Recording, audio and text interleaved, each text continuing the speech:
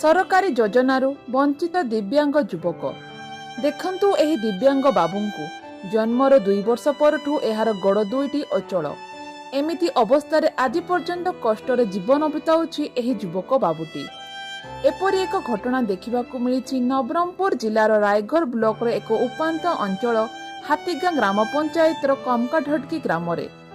एही कमकाढटकी ग्रामर रामसिंह गंडों पुओ धनेश गंड जार वर्तमान बयस 22 वर्ष। एही लोकटी निज निज गोड़र शक्ति बल चली पारे नाही। केतेबेले बापांक सहारा चले तो केतेबेले एक बाड़ी सहारा चले। बापा निज पुओर सहायता पाई केतेबेले ब्लॉक ऑफिस रे तो पुणी केतेबेले पंचायत ऑफिस रे गुहारी करे, किंतु आज पर्यंत सरकारक दृष्टि पड़ी नाही एही दिव्यांग युवकंक उपरे। असहाय और गरीब लोकंक पाई सरकारक पक्षरु रहिछि अनेक योजना, किंतु सेही योजना केवल कागज कलम रे सीमित। सरकारक सहायतारु ना भत्ता पैसा ना व्हीलचेयर ना राशन पाई पारि नाही एही असहाय युवक। एही विषय नै सरपंचको बुझी नेबारु अति शीघ्र एहार पदक्षेप नेबाकु प्रतिश्रुति दैछन्ति।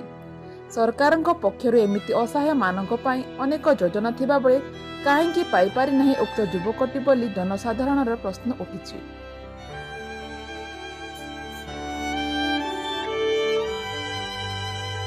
पिला दिन टू तांकर असुविधा हैला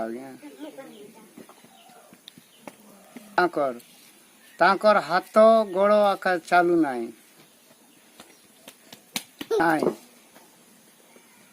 पाई नाही।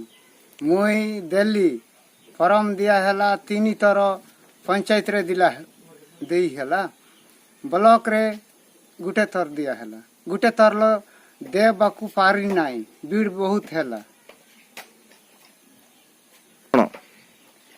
जन्म नाही 2-3 वर्ष पचे हैला, ताको चाल बाटा हैला बेमार हैला, चाल बाकू पारू नाही।